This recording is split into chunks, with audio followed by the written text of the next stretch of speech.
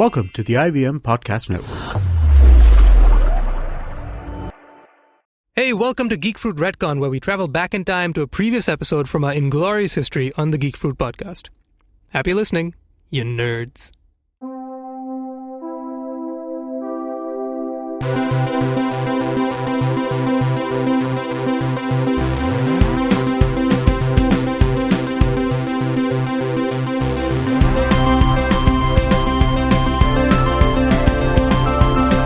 Hi, welcome to Geek Fruit, and you're listening to me, Tejas, and Jishnu. Hi, Jishnu. Do you find it strange that in this episode, which is a kind of it's not about any particular movie or series or character, we're discussing women of science fiction and their contributions to science fiction and fantasy, whatever it is, and there's not a woman on this panel. I was wondering where you're going. No. It's fine, right? Because it's okay. There've never been too many women in our lives. There's been. It's not been super successful all the time, but it's okay. That's fine. We do have a woman on our Geek Fruit core team. She's not on the podcast, but she does a lot of. I mean, I'm not saying this is an exclusiveness. Whoa, I'm already feeling strangled. You opened this episode in a trap. Sorry, no. This is not. Listen, we're doing this episode not because you're just digging yourself. We're not doing this. We're doing this episode. You can't see it, folks, but I'm doing the digging motion. Okay.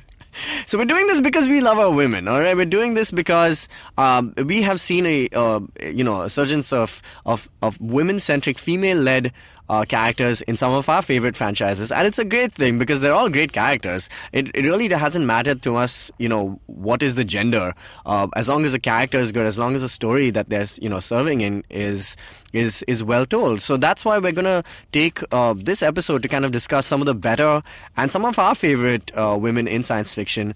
We're gonna talk about Sigourney Weaver. We're gonna talk about a lot of really, really good actresses. We're gonna talk about the old school, and we're gonna talk about the new school, and those who have paved the ground for both. So before we get into it, let's talk about Jyn Erso, who is the principal character and once again a female-led character for one of our favorite franchises, Star Wars. But this is the Star Wars The Untold Story, which is Rogue One. So, you saw the trailer.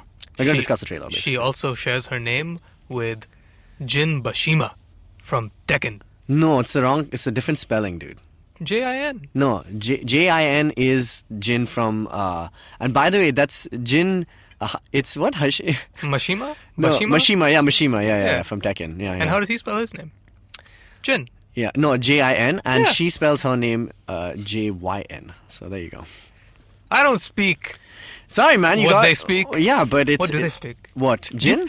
It's Japanese. Do you think that... So, they're not speaking English. It's Japanese. Because there is no England in Star Wars. Oh, wait, you're talking about Star Wars. I'm talking about the Tekken universe. No, I'm talking about Star Wars. They don't speak English. What language? I've always... common tongue. The common tongue, exactly, right? Is that what they call it? I mean, that's what people, it is in Game of people Thrones. Call it. Yeah. That's what it's been in Game of Thrones. But yeah, we've never really addressed the fact like how they... But I'm assuming that because this is a long time ago, and even further long time ago before technology was made, there was an Earth from which our species came from. How long ago? Humanoid. How long ago exactly are we talking? So apparently, we'll get to Alien also, but Alien is also set in the past, not in the future. Oh, yeah? Yeah, this is something I read a long time ago. Anyway, but coming back to Star Wars, a Rogue One, a Star Wars, a story, basically.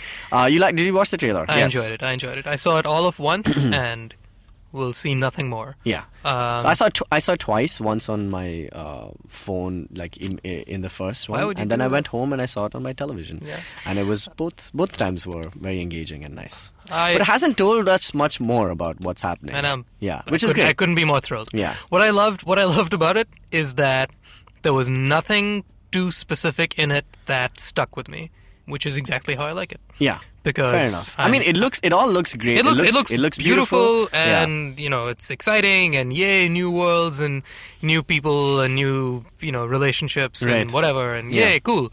But I'm completely checked out. So here's something, I don't know what your opinion on is, but somebody was saying, I was reading this somewhere, I was watching it somewhere, that basically when we saw Star Wars, like the first trailer for Force Awakens opens with, Rey's face, and we are automatically... With the...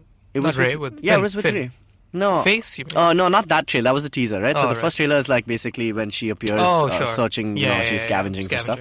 Scavenging. So a lot of people were saying that for Star Wars The Force Awakens, obviously it's a much more important movie because it's directly connected to the previous, trilogy. We were already kind of rooting for characters even before we were very well acquainted with characters before the movie came out. So we already knew about BB-8, we already knew about Finn, we knew a little bit about Kylo Ren, but we already were like really excited about these characters, and that's why we were excited about the movie. But for this movie, we don't really know that much about the characters, which I mean for us, which we like because we like going into the movie. But like from a marketing point of view, do you feel like they try to sell characters instead of story? Maybe it's a better idea. I don't know if I agree, because I think that I know about as much as I did before Force Awakens, in that I watched both the celebrations that were relevant to each film.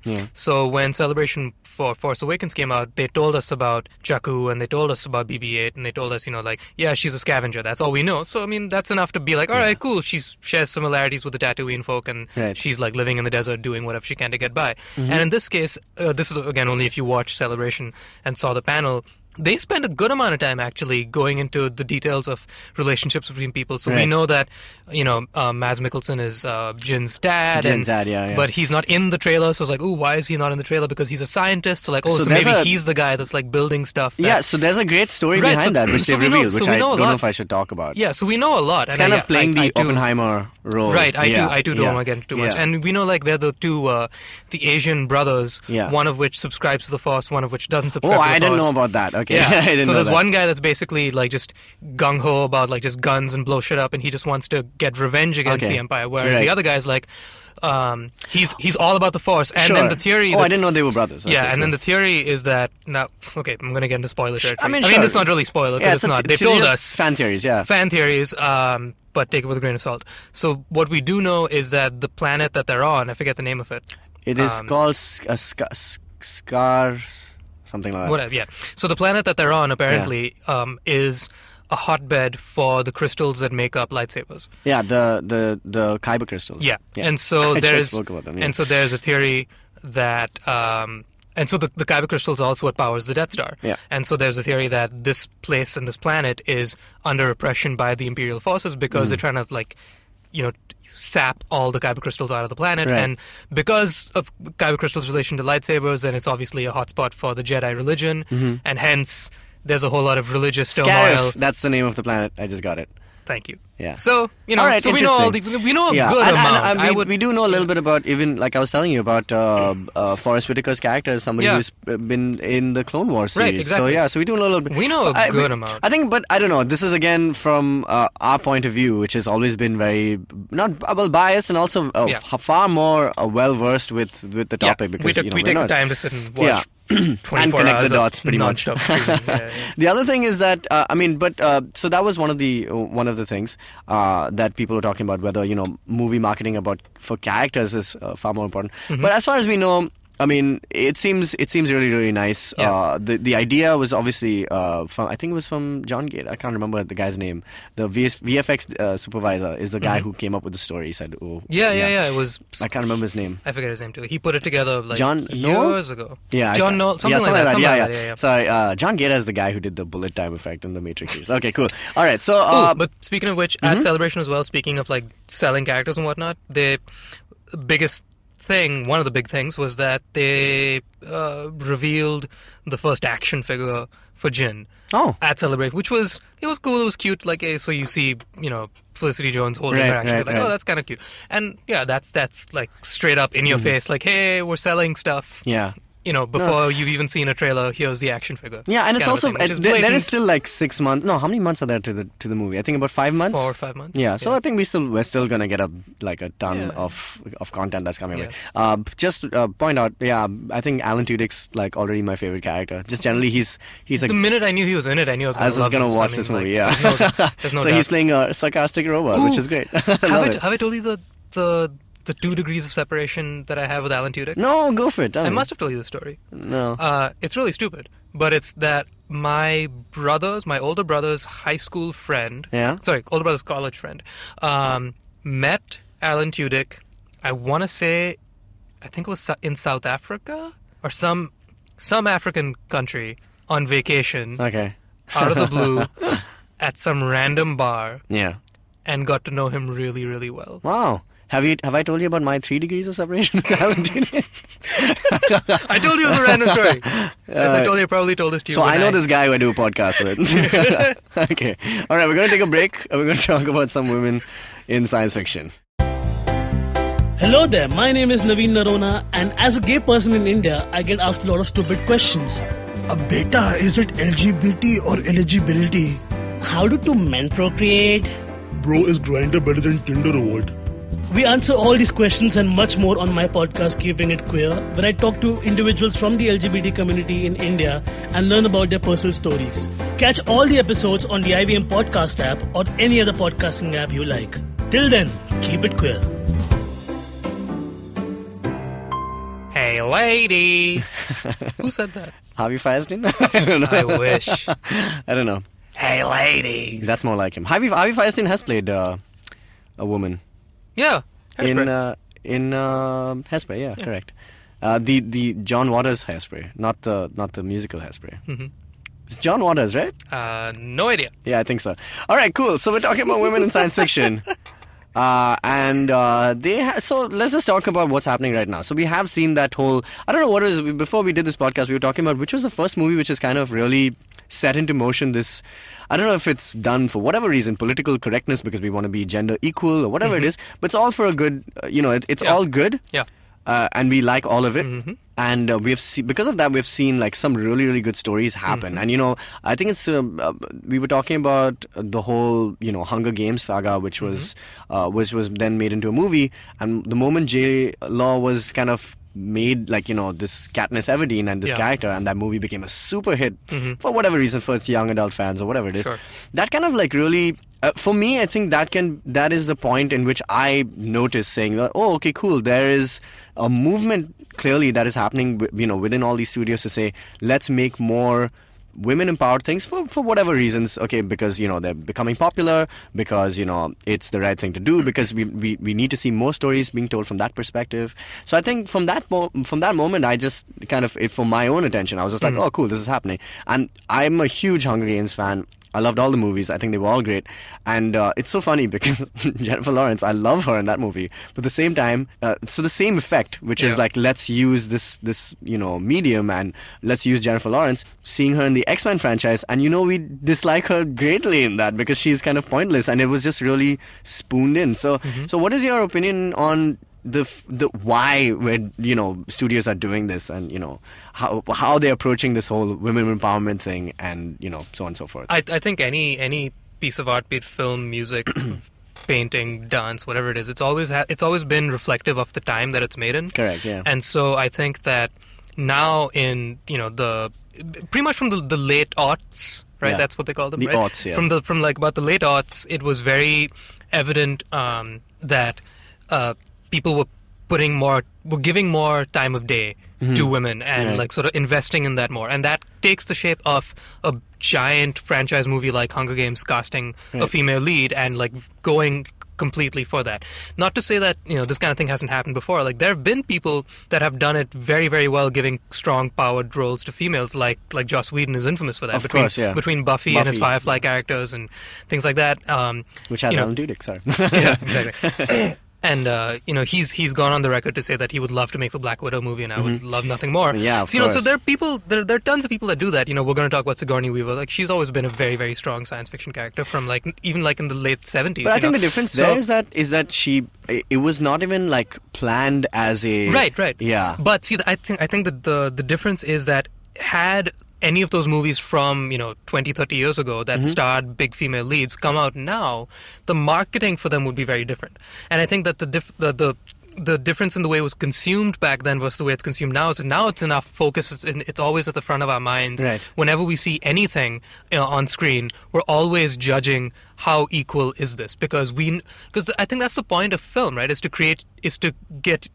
sense of escapism, right? So you want to believe and invest in this world, you love let's take Firefly. You love Firefly because these characters are so engaging. We all love Alan Tudyk. He's great. But then there are also these really strong female characters, and we see how they're being treated as equals all the time, and there's no meagerness between them or anything like that. They're not being downplayed, which unfortunately still is a little bit of the reality we live in. And so that's why you love these things so much more, because you sort of empathize and put your own, feelings onto them, right? So now with the Hunger Games, it's just great to see, as one recent example, it's just great to see that big name studios that have all this money are willing to invest that money into it. 30 years ago, they didn't market that with Alien. Yeah, so I'll tell you, Alien itself is a very female-empowered movie. And here's why. Here's the primary difference I see between the movies that came out in the 80s. Like, for example, James Cameron and Ridley Scott, both who have done amazing things for the franchise of, say, Aliens. So I remember when I watched Aliens as a kid, that was an amazing story, and it's brilliant. But what I see about both Linda Hamilton, her character in Terminator, and Sigourney Weaver as Ripley in this, I think in that, why they became empowered characters is because they were victims first, right? So they come across as these people who cannot, probably escape the reality of which they're in, right? In one movie, there's an alien which is chasing down everybody and killing off people. And in one, there's like a robot who's basically come to...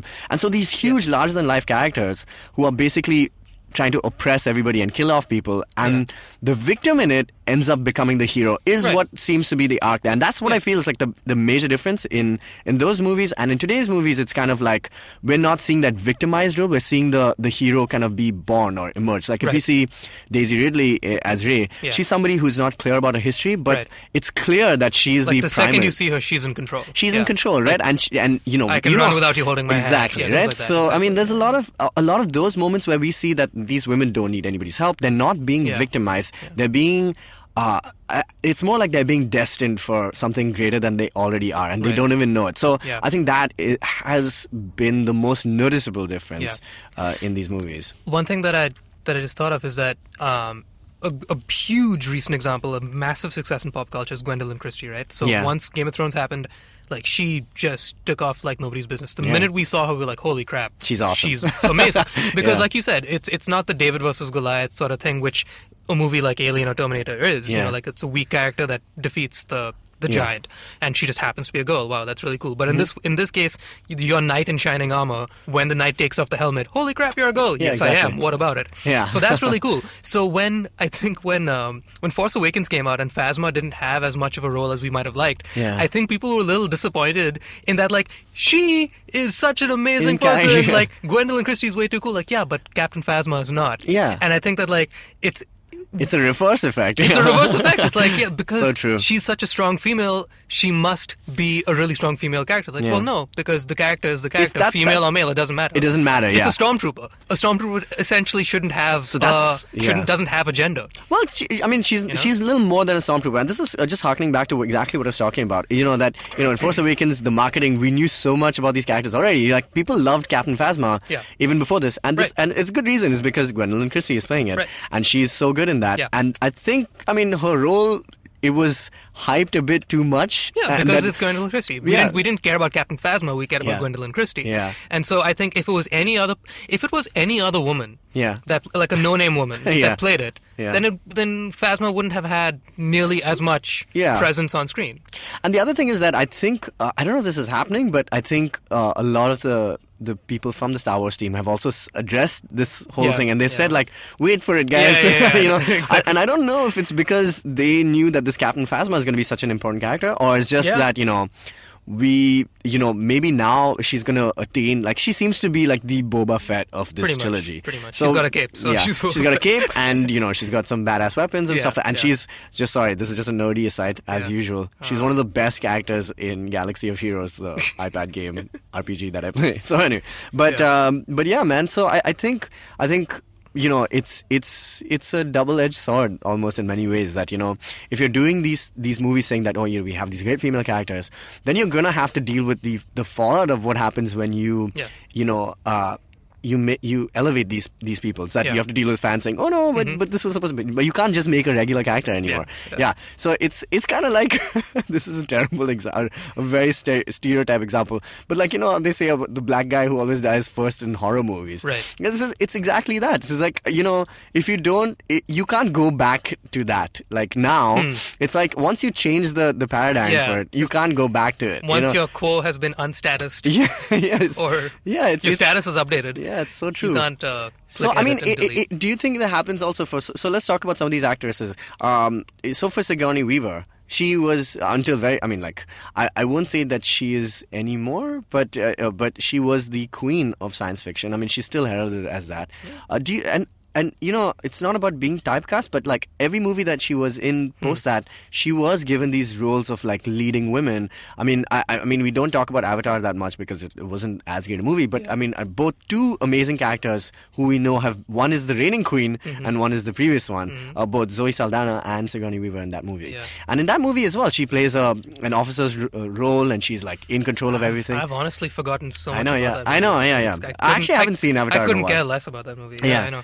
But my point is that, you know, so the moment you do these roles, you can't go back from them. Well, I don't know. I mean, she did Ghostbusters in like the 80s, right? So no, it was 84. Yeah, 84. Yeah, so after Alien and like after she had sort of established herself as a major science fiction character, Ghostbusters is very much science fiction. But that like she was playing the damsel in distress. It's a damsel in distress. But then flip it in Ghostbusters 2. And that's when she's the badass. So I think that, and she did both roles like amazingly well. Like she was perfectly cast. And she's kind of the villain in the first. Right. And then, you know, look at a more recent one like Paul with Simon Pegg and Nick Frost, where she's the enigmatic sort of like, you know, man behind the mask kind of a figure. And that's sort of like tongue-in-cheek playing on the fact, like, I know I'm Sigourney Weaver. Exactly, and a lot of people have exploited. I mean, like the movie which we saw recently, Finding Dory. Yeah, exactly. She's the voice of this, and she's been in a couple of Pixar movies as this, you know, this hollow kind of disembodied voice. So I think it's just like paying homage to the fact that she's kind of laid the groundwork for it. And like Galaxy Quest, of course, one of my favorites of all times, and she is the computer talking woman. That is her sole job, and it's great. She's like, that's all she does, and she knows it, and she like embraces it. So I think she's sort of, I guess I kind of think of her as sort of like the Tom Hanks of science fiction. Yeah, in a lot of ways. True. She knows exactly who she is. She knows exactly what she's doing, and you love it or you hate it, but you know exactly what you're getting every time. Like she's very much in control of her choices. Very you true. know what I mean? Like I never see her like in a random role or like, oh, she's in that movie? I didn't. Okay. I don't think she needs to. She can just pick whatever role she wants. She's kind of reached that level. Yeah. So let's just move on to the new age of these characters. Let's talk about. We have spoken already about Jennifer Lawrence. Actually, Jennifer J. Law has had such a profound effect. You know, we were talking about in Star Trek, one of the characters pretty much named after her because Simon Pegg was writing a character, you know, who said, you know, she has to be like, you know, Jennifer Lawrence in Winter's Bone. Yeah, and they kept calling her J. Law. That the character, you know, ended up being called Jailer. So I think that's the kind of effect that we're seeing in these movies, and that's how strong and profound these characters can be. Zoe Saldana obviously has become one of the reigning queens of science fiction just because the movies that she's picking. Yeah. Each and every one is gold. Okay. Yep. Like has struck gold. Avatar, maybe we don't think about it, but it is like the highest grossing movie of all time. It is gold. And there's no it doubt. is gold, Yeah. and like and I was just watching this interview of her in Star Trek, and she was just like, she says like, and somebody else was asking the same question. She's like, oh, so you seem to be doing more science fiction, and she's just like, yeah. So we're working on, I think they're going to be like 4 sequels to Avatar, so I think I'm going to be tied up till like I'm 40 or it's like 45, and it's just like shit. That's like somebody's entire like. You know, adult life, like at least 10 or 15 years of their adult life, just spent in doing different worlds. And in body paint. Yeah. How much of her life is going to be blue and green? Blue and green, right? Yeah. I mean, and then green screen, and then like, you know, everything else. So it's like, and so just like, let's just name some of the characters that she's doing. She's done, so apart from Naitiri, who, by the way, she played as a motion capture character. I think that was the first instance. In what?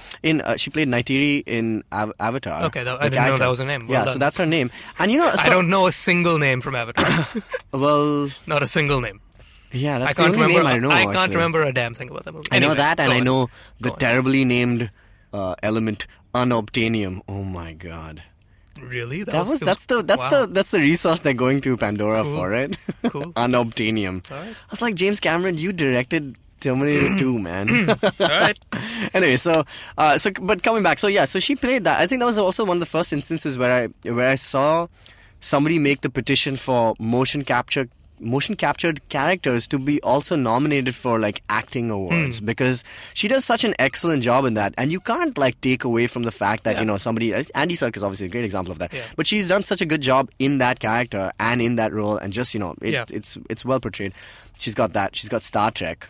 Oh my god, like, and there already been 3 movies. I think there's going to be a 4th and a 5th as far as we're concerned. And all her other movies aside, Ahura as a character is like one of the most important, of course, like female roles in history. Like the first interracial kiss. Yeah. I mean, like it doesn't get much more pivotal than that. I mean, it's exactly in what the 60s of all what times. I spoke. Like, Exactly. So, I mean, that's because of Roddenberry, Gene Roddenberry, who Yeah. said the same thing. I mean, he said about obviously different species, but he also, I mean, gender equality was huge for him, and I mean, that was the popular thing that he said. He said, if we can't learn to respect our own creeds and races and ethnicities, then we don't deserve to go outside our own planet where we will invariably meet different people. So that's what I mean. Like, that's like the very first point of what I mean about the marketing behind Star Trek was never first and foremost about female empowerment, or like look at the diversity of our cast. It's almost dismissive. Like it's completely. It's like this is not something we should need to be talking about, because it should just go without saying. Yeah. And now we're in the age of like, hey, female empowerment. Let's talk about it. That is the first thing you will know about this movie before you even know anybody's name. You will know that it's all female Ghostbusters. The other thing is that I mean, so until very recently, we didn't really know. We would only the world has gone on knowing maybe actors' names, obviously because they're the most celebrated, and directors' names to some point.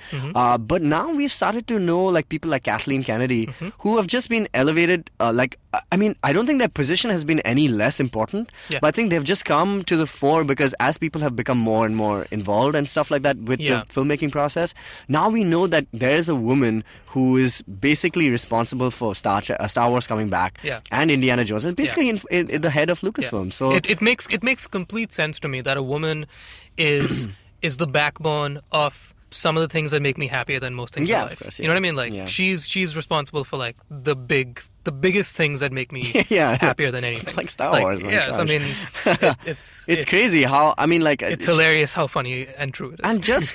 And just what an amazing job so far. Like, I mean, we've been talking about DC just messing it up so badly.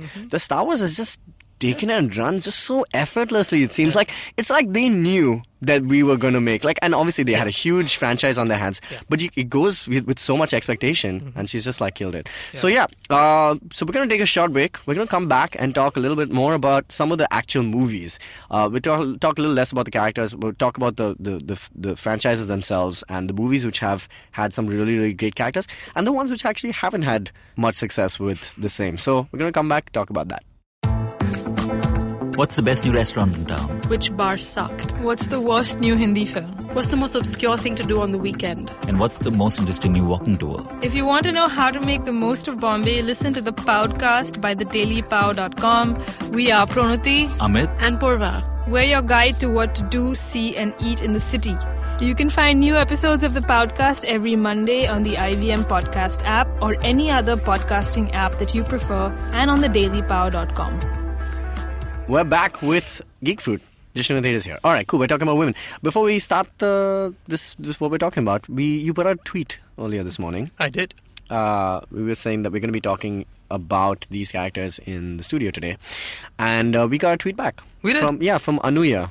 Do you know Anuya Jagaddar? She's like she's a Twitter influencer, and she's actually a really, really cool friend of some of us here at Dinkar, and her kind of go way back. Okay. So basically she used to work for Flare Path. All right. And she's responsible for Books on Toast, this really, really cool property that happens at the Hive, and now it's a weekly thing. So it used to be a as per event, but so basically they've made it now a weekly or monthly thing that happens at I think it's called the Cuckoo Club. It's the new venture from the Hive.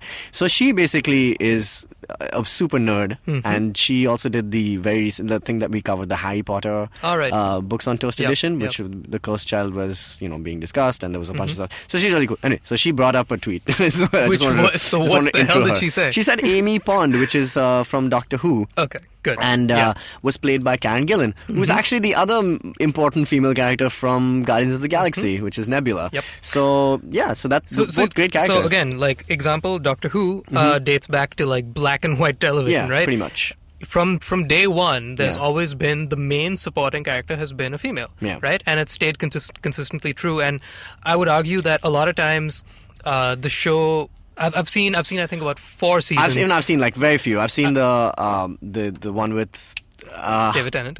Right? Yeah. And I've seen. I think I watched a little bit of Christopher Eccleston. Sure. So, but I can you just tell me if you? I mean, I'm sure you know a little more about this. But like, what has been like an evolution of that character? Was it first? Did it begin? You're saying it started from black and white, which it did. Yeah. So did it begin as just like a sidekick character, and now it's become obviously it has become way more. Now. Yeah, they definitely couldn't have predicted what it would become. Nobody could have. But like I said, I've seen I think 4 seasons, and I've seen Tennant, Christopher Eccleston. I've seen a little bit of the Sylvester McCoy stuff, right? Just random episodes. And he was down last year, right? He was. He was at Comic-Con. He was at Comic-Con last year. Yeah, for Radagast. Yeah, and I think that surprisingly, the Doctor's performances were a lot more influenced by their counterpart. It works only because of the counterpart. Yeah. Than I thought it would. Yeah, because Tennant is great. Yeah, Eccleston is great, and they're a lot of fun. But the thing is, like, that show is so out there in that you have to buy into so much new, like, well, this is just the way things are, so I'm going to do this because I'm the Doctor and I can do whatever the hell I want and break all laws of everything. That the grounding that the supporting character gives you, the companion, like their perception of it, which is the audience's perspective, is so important. And again, like I was saying, this show started 50 plus years ago, something like that, and there was a very, very, if not strong at the time, very, very vital and important female character that, again, nobody talked about. Yeah, because it should just be a thing. It should just be a thing. And also, like, because it was like that era, nobody would have wanted to like bring that up in, like, in the media. They wouldn't want to like have that discussion openly. But yeah, like it's again just sort of subtlety of. But do you think that's the now female? What? That it's kind of changing now, because like so the last rumor I heard is that one of our favorite actresses, Hayley Atwell, is now being pitched to be like the new Doctor, which is cool. I thought it would be awesome, man. That would be, because I think it just full marks to like only to Hayley Atwell. Like I mean, she is. Like, she's done such a great job in Agent Carter and everything else that she's been in, that, I would love to just see her do this. Like, less about the character being a female and more just to see her play this character. Yeah, it's about that. And we've actually seen a lot of, like, gender swapping happen in, like, in recent times. I mean, most notably in comic books that has been happening. So, Thor was recently made in the all-new, all-different version of Marvel, which is, like, kind of reboot to get more readers in, or newer readers in.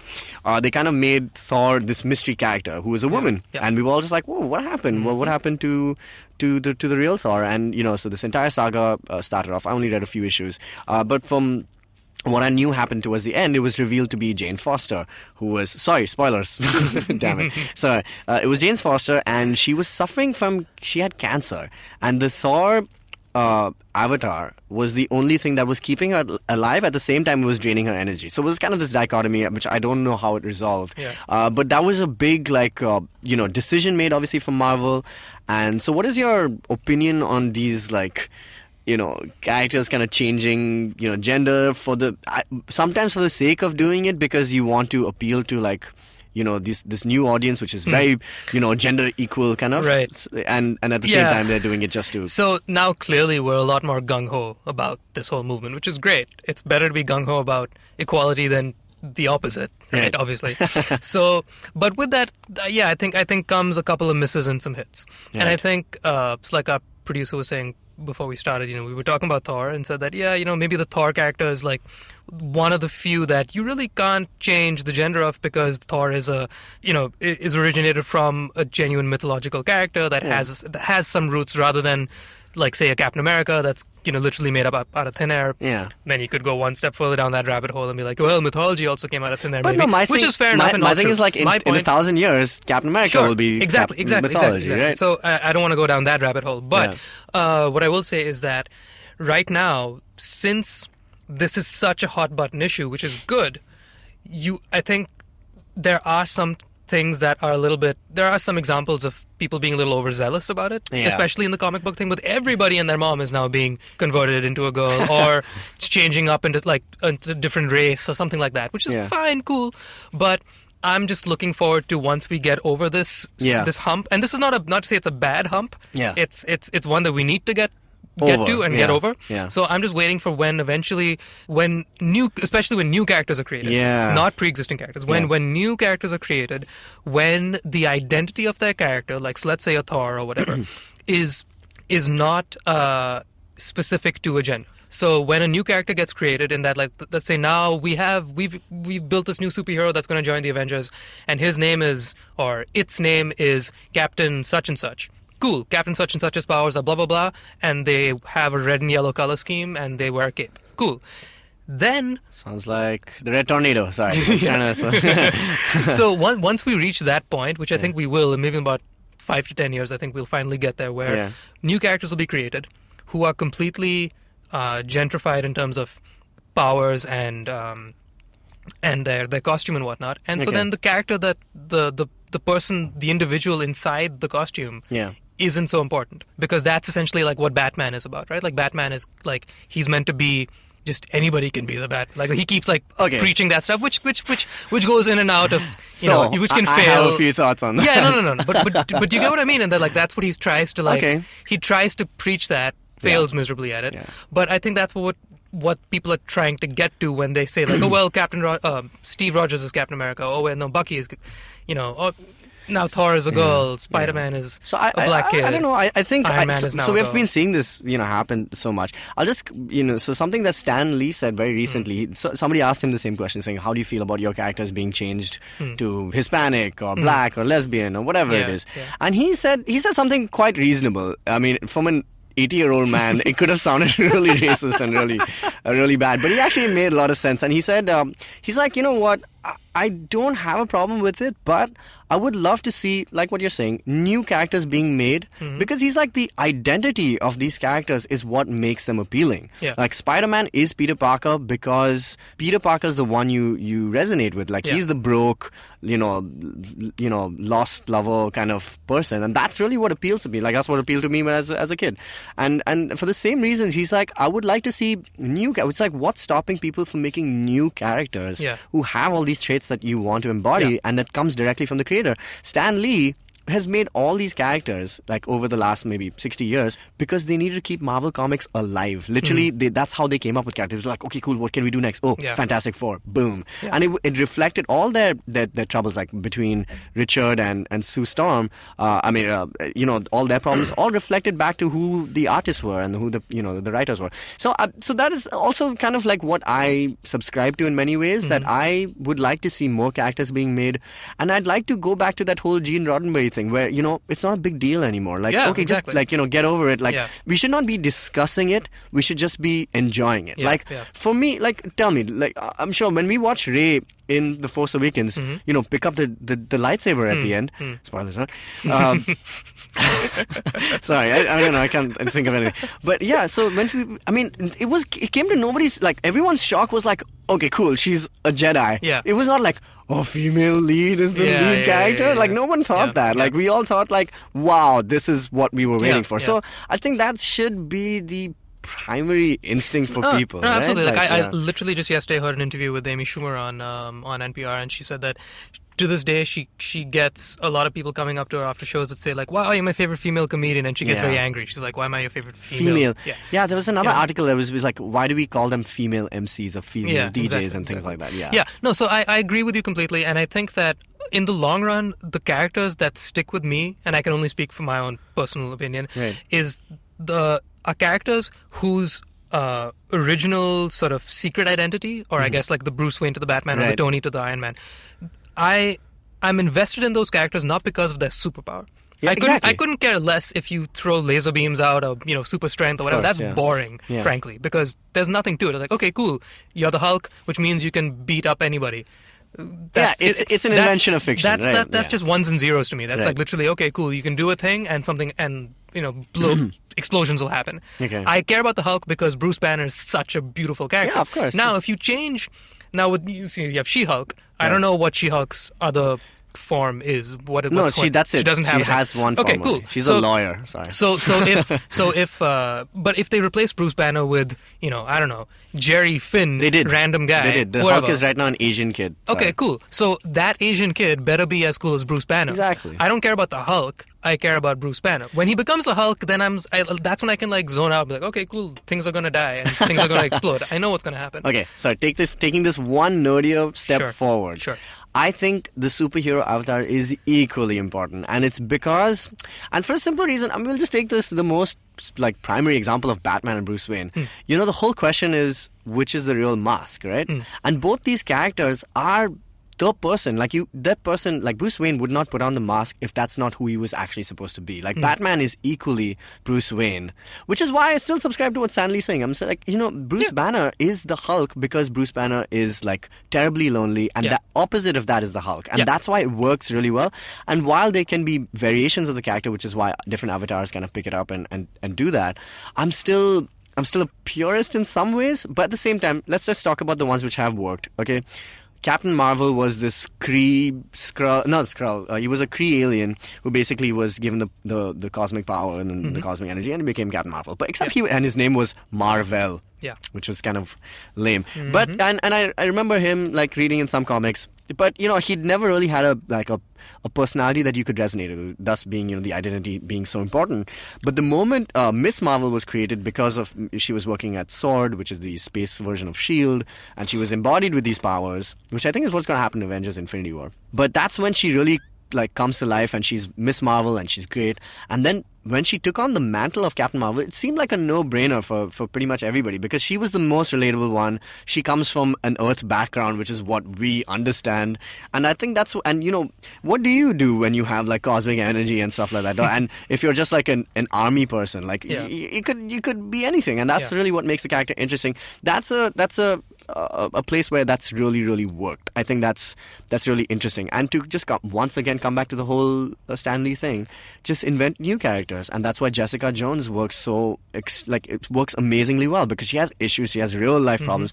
If you guys have seen the Netflix show, you know exactly what I'm talking about. It's well realized, and it's so relevant to the conversations happening today in our culture. Yeah. And just the whole Netflix thing also being the more grounded version of the whole Marvel universe just works, makes that character work so well. And there's so many things. There's brutality, there's rape, there's ownership between them, the whole stereotype of a man being able to control women. I mean, we were having a conversation earlier about Wonder Woman and how her weakness is that if she's bound together by a man, she's defeated, which is this is the kind of world that we're trying to escape with these kind of discussions and these kind of so you're right, in many ways that this hurdle is a good one. It's the best one to be in right now. I definitely feel a bit fatigued every now and again when I see the headlines all about female empowerment in the movie. I'm like, that's great, I love it. I just hate, I can't say hate, but I get a little tired at hearing the same thing again and again, but I'm like, it's a necessary exhaustion. Yeah, you know what I mean? Like for example, the poster which has that. Remember we were talking about the X-Men Apocalypse poster where Apocalypse is based on. Yeah. So we were talking about how you guys should just read up on that if you haven't. It's basically a poster where Apocalypse is strangling Mystique, and that was made a big billboard, and it got a huge outcry by many female empowerment groups and things like that, saying, how can you show this? And in all our naivety, okay, whatever, we said, no, it's just a movie, blah blah blah, but we don't know the effect that has on, say, an Indian uneducated man who very much exists in this country. And so I think because of that, we need to be a little more careful, and which is why, so come back. This is a good thing to be part of. It's a good thing. Yeah. All right, cool. So that's our episode. Let us know. Contact geekfruit@gmail.com or geekfruit.in. Where else can they find us on social media, Jishnu? Geekfruit HQ. Geekfruit HQ across Twitter, I was Instagram. uncertain for a second, but now I'm yes. Geekfruit HQ. It is in fact Twitter, what I said. Instagram, Facebook. That's where you can find us. Please write in. You can win some cool merch, and you can also tell us your thoughts. I still have the kids' pair of girls' Gryffindor socks. Yeah. If there's any 7-year-old out there that is looking for a pair of knee-high Gryffindor socks. I would love to know what that 7-year-old girl it's thought literally of this episode. It's just sitting in my cupboard, like, doing nothing. Somebody please take them. And along with it is all our merch waiting for it. There's a cool Harry Potter bag also. Anyway, all right, cool. So that's our episode. We're going to be back next week talking about Harry Potter and the Cursed Child. So catch us next week. See you guys. Bye. You nerds. What do you say?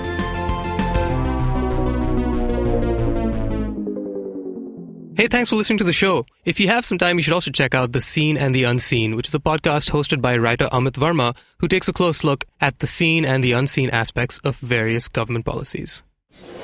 Excuse me, भैया. Excuse me. बोलिए madam. Menu में क्या है? Menu में scene unseen है, podcast है, on course है, Cyrus है, made in India, rediscovery project, empowering series, sex wax है, IVM लाइक्स है, सिंप्लीफाइड है, कीपिंग इट क्वियर है, ड्रिंक्स एंड डेस्टिनेशंस है, माय नेबर सकरबर्ग है और द फैन गराज है. आपको क्या चाहिए? एक बार रिपीट कर देंगे क्या? रिपीट नहीं करता हम. आप जाओ ivmpodcast.com पे और सुनो ये सब, या फिर डाउनलोड करो उनका ऐप. सब आपकी उंगलियों पे.